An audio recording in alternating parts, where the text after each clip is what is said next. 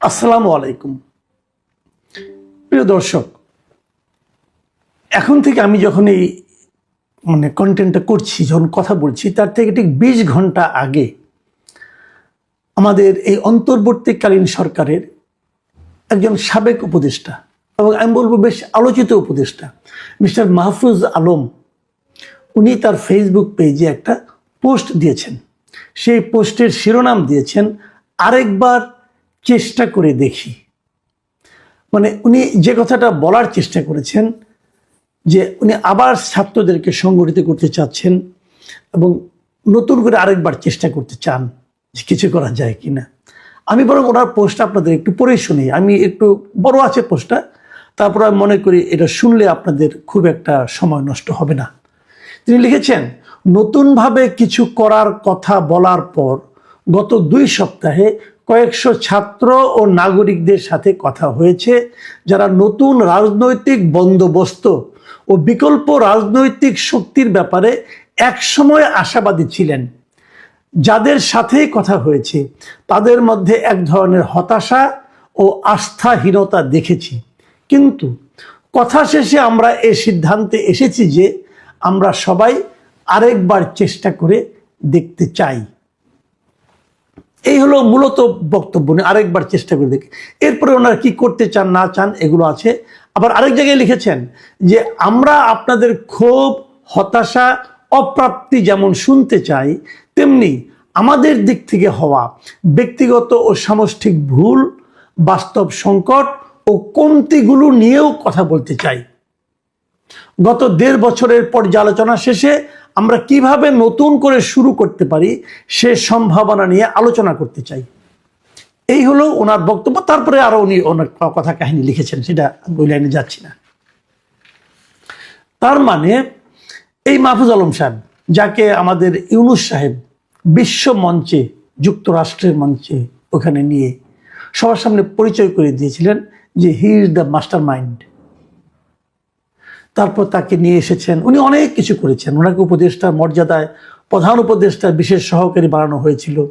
তারপর উনি তথ্য মন্ত্রণালয়ের উপদেষ্টার দায়িত্ব পেয়েছেন, 1.5 বছর সরকারের সঙ্গে ছিলেন। এখন উনি বলছেন যে আরেকবার শুরু করতে চাই। আমি মাহফুজ আলমকে ধন্যবাদ দেব প্রথমত এই কারণে যে উনি বুঝতে পেরেছেন উনি যাদের সঙ্গে কথা বলেছেন তাদের কাছ থেকে উনি এক ধরনের হতাশা ও আস্থাহীনতা দেখেছেন। এই যে তাদের প্রতি একটা হতাশা, একটা আস্থাহীনতা, এটা যে উনি উপলব্ধি করতে পেরেছেন, এই জন্য ওনাকে আমি প্রথমত ধন্যবাদ দিতে চাই। এখন প্রশ্ন হলো, আরেকবার না, এই ভূখণ্ডে এরকম চেষ্টা আরো হয়তো 1000-12 হবে, কোনো সন্দেহ নেই। কিন্তু ওনাদের নিয়ে কেন? এদেশের মানুষ যে হতাশ, এটা কি কারণে হতাশ আপনারা এটা বলুন। আপনারা শুরুতে যে কথাগুলি বলেছিলেন, নতুন রাজনৈতিক বন্দোবস্ত, যে কথা আপনি এখানেও বললেন, আপনারা এই 1.5 বছরে কি জনগণের কাছে স্পষ্ট করতে পেরেছেন কি আপনাদের নতুন রাজনৈতিক বন্দোবস্ত? পেরেছেন? আপনি নিজে বুকে হাত দিয়ে বলুন, আপনি কি নিজে রাজনৈতিক বন্দোবস্ত বলতে আপনারা যেটা বুঝেন সেটা কি নিজেরা বুঝেন আসলে, নাকি এখানে শব্দটা মুখস্থ করেছেন? যদি বুঝে থাকেন, একজন লোককে বোঝাতে পেরেছেন আপনাদের নতুন রাজনৈতিক বন্দোবস্তটা কি? অথবা বাদ দেন অন্যদের কথা, আপনারা ক্ষমতায় ছিলেন 3 জন, আপনারা 3 বন্ধু, কি করেছেন আপনারা 3 জন?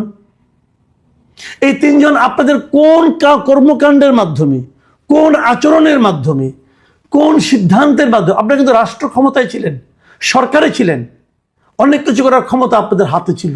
কোন কাজটার মাধ্যমে আপনারা প্রমাণ করতে পেরেছেন যে আপনারা নতুন কিছু করছেন, এমন নতুন কিছু যার দ্বারা এই দেশের মানুষ উপকৃত হতে পারে? আপনারা গড্ডালিকা প্রবাহে গা ভাসিয়েছেন। আমি এককভাবে কাউকে বিচ্ছিন্ন করে বলছি না, আমি সবাইকে মিলে একত্রে বলছি। আপনাকে নিয়ে, নাহিদ ইসলামকে নিয়ে, আপনাদের আরেক বন্ধু আসিফ মাহমুদ সজীব ভুঁইয়াকে নিয়ে, আপনারা সব মিলিয়ে আপনারা গড্ডালিকা প্রবাহে গা ভাসিয়েছেন।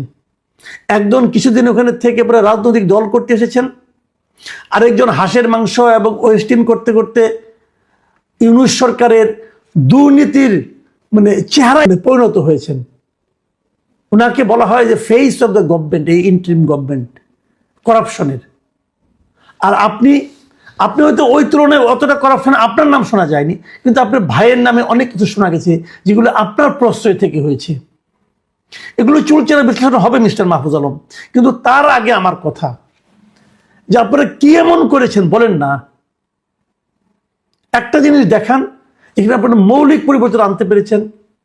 বলেছেন আপনারা নতুন কোনো টেলিভিশনকে অনুমোদন দেবেন না।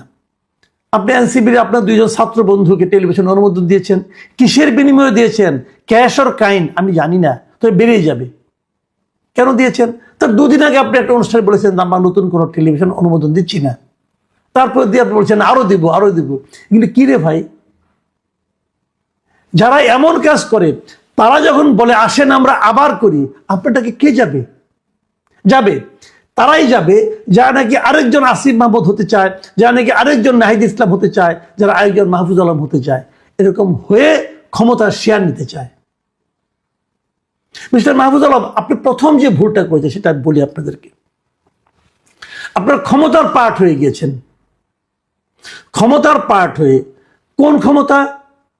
আমাদের ট্র্যাডিশনাল যে ক্ষমতা, যে ক্ষমতা হাসিনার আমলে হাসিনা চালিয়েছিল, সেই ক্ষমতার আপনি অংশীদার হয়েছেন।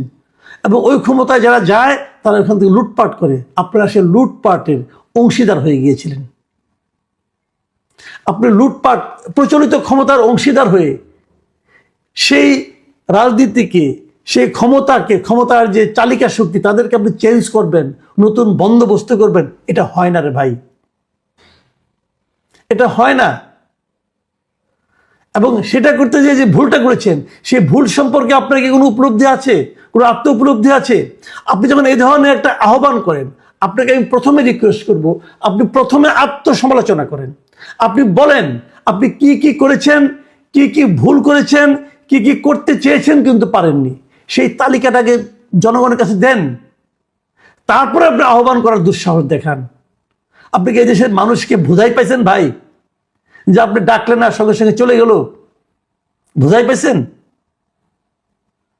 এত সহজ না দুনিয়াটা ভাই। আপনারা কিছু একটা করলেন, মাথায় কাঁঠাল ভেঙে খেলেন, আর এই দেশের মানুষ এটা টের পাবে না, এত সহজ? এই জিনিসটা বুঝতে হবে। ক্ষমতার অংশীদার হয়ে ক্ষমতার চরিত্র পরিবর্তন করা যায় না।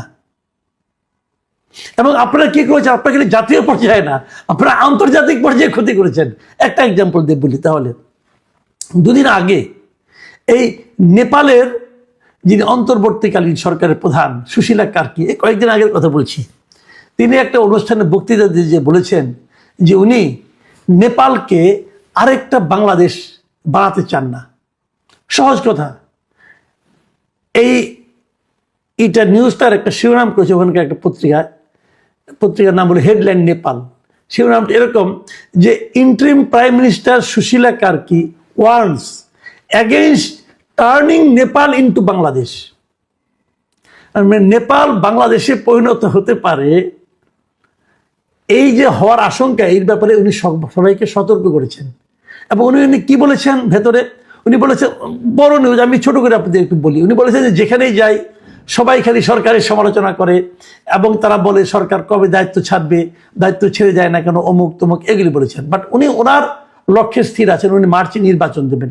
এবং উনি সেখানে এই কথাও বলেছেন যে মানে 20 থেকে 25 জন এই জেন জি, তাদের নাম উল্লেখ করে সংখ্যাটা বলেছেন, যে তারা প্রত্যেকেই তার কাছে যাচ্ছে এবং তারা আলাদা আলাদা কাজ দাবি করছে, যে আমাকে এই কাজ দেন, আমাকে সেই কাজ দেন, আমাকে সেই কাজ দেন। এবং তিনি এর জবাবে বলেছেন যে আমরা নেপালকে বাংলাদেশ হতে দেওয়া রোধ করতে আমরা প্রতিশ্রুতিবদ্ধ। মানে ইংরেজিতে লিখেছেন, we are committed two preventing Nepal from becoming Bangladesh, we do not want Bangladesh. মানে বাংলাদেশ এখন আন্তর্জাতিক অঙ্গনে উদাহরণ হয়েছে, মানে মন্দ মন্দ অবস্থার এক্সাম্পল হিসাবে, মন্দ শাসনের এক্সাম্পল হিসাবে এখন বাংলাদেশের নাম নেপালও উল্লেখ করছে। আমাদের নোবেল বিজয়ী ডক্টর ইউনূস এই দেশটাকে সেই জায়গায় নিয়ে গেছেন। এখন আমরা আল্লাহ করছি যে কোনো মতে খালি নির্বাচনটা হয়ে যাক, আল্লাহ আমাদের এই বিপদ থেকে অন্তত রক্ষা করবেন। নতুন যে সরকার আসবেন, কেমন সরকার হবে, কেমন কি হবে আমরা কিছুই জানি না। ভালো হবে না মন্দ হবে আমরা তাও জানি না। তারপর আমরা নির্বাচন চাই কেন? আমরা এই কারণে চাই, নতুন যে সরকারটাই আসুক তাদেরকে অন্তত আমরা প্রশ্ন করতে পারবো যে তুমি এই কাজটা কেন করলা। আমরা তাদেরকে প্রশ্নও করতে পারি না। আমরা একটা জবাবদিহিতামূলক সরকার চাচ্ছি। প্রিয় দর্শক, আমরা জানি না আমাদের দেশের ভাগ্যে কি আছে, তবে আমি এটুকু কেবল বলতে পারি, আমরা দেশটাকে এমন একটা পর্যায়ে নিয়ে যেতে চাই না যে দেশকে খারাপ শাসনের উদাহরণ হিসাবে নেপালের মতো একটা দরিদ্র দেশও উল্লেখ করে। এটা আমরা চাই না। আল্লাহ হাফিজ।